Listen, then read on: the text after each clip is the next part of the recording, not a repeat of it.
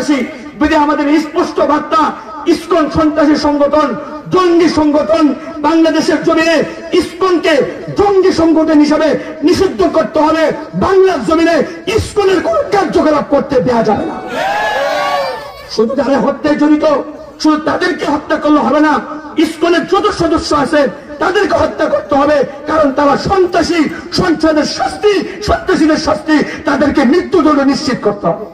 এই জন্য সরকারের কাছে আমাদের দাবি, সন্ত্রাসীদের শাস্তি নিশ্চিত করেন। সন্ত্রাসী কোনো দলের না, সন্ত্রাসী কোনো ধর্মের না, সন্ত্রাসী সর্বাবস্থায় সমাজের শত্রু, দেশের শত্রু, দেশদ্রোহী। তাদেরকে যেখানে পান, যে ধর্মের হোক, তাদেরকে গ্রেফতার করে শাস্তি নিশ্চিত করেন, তাহলে দেশ শান্তি আসবে, নতুবা দেশের শান্তির আশা করা যায়। সূরা মায়েদার 33 নম্বর আয়াত, আল্লাহ তাআলা এখানে এই সন্ত্রাসীদের শাস্তি বিধান দিয়া আল্লাহ তাআলা কোরআন আয়াত নাযিল করলেন।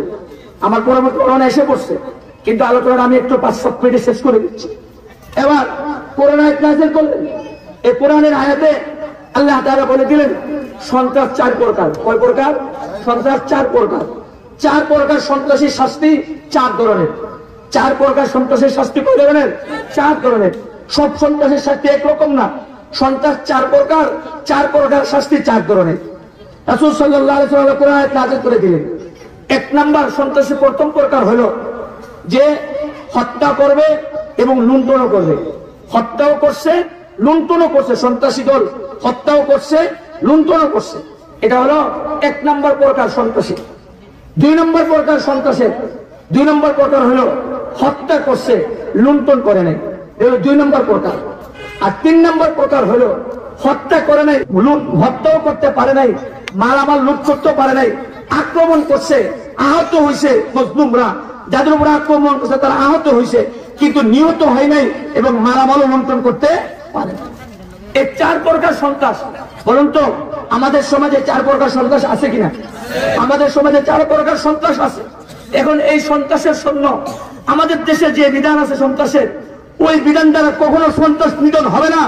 যদি এই দেশ থেকে সন্ত্রাস নির্মূল করতে হয়, তাহলে সন্ত্রাসকে নির্মূল করতে হলে সন্ত্রাসীর বিরুদ্ধে কোরআনের যে আইন, সে আইন বাস্তবায়ন করলেই সন্ত্রাস নিধন হবে। এই যে গত কয়েকদিন আগে, 4-5 দিন আগে আমাদের দেশে যে ঘটনা ঘটছে, আমাদের চট্টগ্রামে আদালত প্রাঙ্গণ থেকে আমাদের এক ভাই, মুসলমান ভাই, অ্যাডভোকেট সাইফুল ইসলাম আলিফকে তারা আদালত প্রাঙ্গণ থেকে তুলে নিয়ে তারা দলবদ্ধভাবে আক্রমণ করে কুপিয়ে তাকে শহীদ করলো। বলেন তো সন্ত্রাস কাকে বলে? দলবদ্ধভাবে অস্ত্র নিয়ে কোন নিরপরাধ ব্যক্তির উপর আক্রমণ করাকে তাকেই সন্ত্রাস বলে। এখন বলেন যারা এই কাজটা করছে তারা সন্ত্রাসী করলো না? বলেন তো তারা সন্ত্রাসী করে নাই? তারা সন্ত্রাসী করেছে। এবার শুনেন, সন্ত্রাসী তারা সন্ত্রাসী করেছে।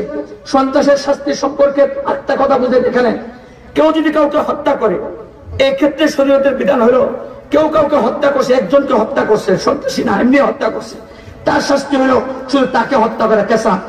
আরেকটা হলো কেউ যদি কোনো সন্ত্রাসী দলের সদস্য হয়, এখন একজন যদি কাউকে হত্যা করে, তখন তার শাস্তি শুধু যে হত্যা করছে তাকে হত্যা করা না, বরং পুরো সন্ত্রাসী দলটাকে হত্যা করা। কারণ একজন যে হত্যা করছে, সে হত্যাটা সে তার সাহসে করে নাই, তার শক্তিতে করে নাই, তার পিছনে পুরো যে সন্ত্রাসী দল আছে তাদের শক্তিতে সে কাজটা ঘটাইছে। বিদায় শুধু তাকেই শাস্তি দিলে হবে না, পুরো সন্ত্রাসী দলকে শাস্তি দিতে হবে। এবার আসেন ইসকনের সদস্যরা, উগ্রবাদী হিন্দুদের সংগঠন ইসকনের সদস্যরা, আমরা নিশ্চিত হয়েছি তথ্যের ভিত্তিতে যে ইসকনের সদস্যরা উগ্রবাদী হিন্দু সংগঠন, হিন্দুদের সংগঠন, এই ইসকনের সদস্যরা এই হত্যাকাণ্ডটা ঘটাইছে। বলেন তো এর দ্বারা কি প্রমাণ হলো ইসকন সন্ত্রাসী নাকি শান্তিকামী? তাহলে স্পষ্ট হলো ইসকন সন্ত্রাসী এবং যারা এই কাজটা করেছে তারাও সন্ত্রাসী। যদি আমাদের স্পষ্ট বার্তা, ইসকন সন্ত্রাসী সংগঠন, জঙ্গি সংগঠন। বাংলাদেশের জমিনে ইসকনকে জঙ্গি সংগঠন হিসাবে নিষিদ্ধ করতে হবে। বাংলার জমিনে ইসকনের কোন কার্যকলাপ করতে দেওয়া যাবে না। শুধু যারা হত্যায় জড়িত শুধু তাদেরকে হত্যা করলে হবে না, ইসকনের যত সদস্য আছে তাদেরকে হত্যা করতে হবে, কারণ তারা সন্ত্রাসী। সন্ত্রাসের শাস্তি, সন্ত্রাসীদের শাস্তি তাদেরকে মৃত্যুদণ্ড নিশ্চিত করতে হবে।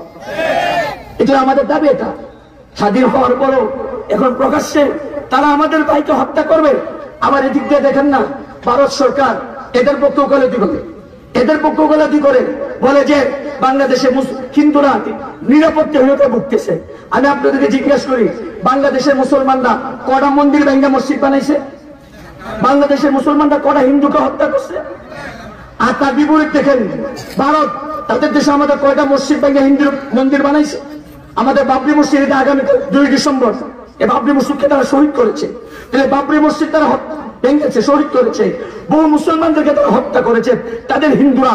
তাহলে বলেন তো, সাম্প্রদায়িক সম্প্রীতি তাদের দেশে আছে নাকি আমাদের দেশে আছে?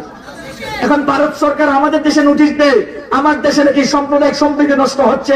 আমাদের স্পষ্ট কথা, আমার দেশে সাম্প্রদায়িক সম্প্রীতি ঠিকই আছে, তোদের দেশে সাম্প্রদায়িক সম্প্রীতি নাই। আমাদেরকে নসিহত না করে তোরা নিজেদের মধ্যে সাম্প্রদায়িক সম্প্রীতি রক্ষা কর। আমার দেশে তোদের সংখ্যালঘুরা হিন্দুরা জামায়াত ধরে বসবাস করে, ঠিক কিনা বলে? এই জন্য ভাইরা আমার, আমি হিন্দু ভাইদেরকে বলবো, আমরা তোমাদেরকে সন্ত্রাসী বলি না, কিন্তু তোমাদের উগ্রবাদী হিন্দুরা যারা এই কাজগুলো করেছে এদেরকে আমরা সন্ত্রাসী বলি। ইসকন সন্ত্রাসী। তোমরা আমাদের দেশের নাগরিক, দেশ রক্ষা আমাদের যেমন দায়িত্ব, তোমাদেরও দায়িত্ব। মদিনা শরীয়ত অনুযায়ী, দেশপ্রেম অনুযায়ী, রাষ্ট্রীয় বিধান অনুযায়ী দেশ রক্ষার দায়িত্বে তো আমরা যেমন আমাদের কাছে দায়িত্ব নিয়েছি, তোমাদের দায়িত্ব। বিদায় তোমরা দেশের বিরুদ্ধে কোন ধরনের কোন ঘটনা ঘটাইবা বা যারা দেশ বিরুদ্ধে ষড়যন্ত্র করে তাদের দালালি করবা, তোমাদেরও শেষ রক্ষা হবে না। দেশপ্রেম তোমাদেরও থাকতে হবে। এই দেশের নাগরিক, এই দেশকে ভালোবাসতে হবে, এই দেশে থাকবা। আর এই দেশের বিরুদ্ধে ষড়যন্ত্র করবা, ভারতকে ভালোবাসবা, তুমি এই দেশের নাগরিক হতে পারো না। তুমি মির্জাফর, তুমি গ্রেপ্তার, তুমি মির্জাফর, তুমি গ্রেপ্তার।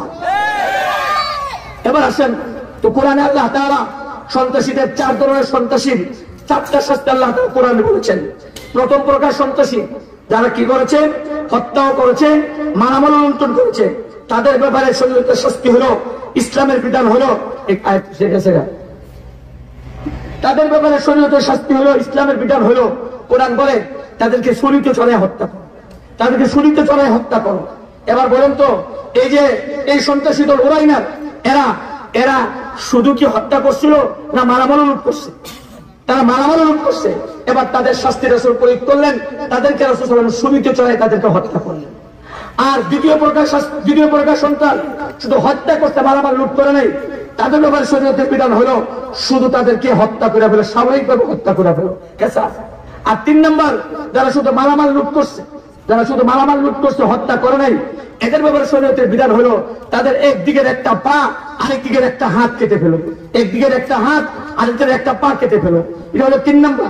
আর 4র্থ প্রকার সন্ত্রাসী যারা মালামাল লুট করতে পারে নাই, হত্যাও করতে পারে নাই, তাদের ব্যাপারে শরীয়তের বিধান হলো, কোরআনের বিধান হলো তাদেরকে জেলখানায় বন্দী করে রাখো। এবার বলেন তো, এই 4 প্রকার সন্ত্রাসীর এই 4টা বিধান যদি আমার দেশে যতগুলো প্রয়োগ হয়, এই দেশে সন্ত্রাস থাকতে পারে?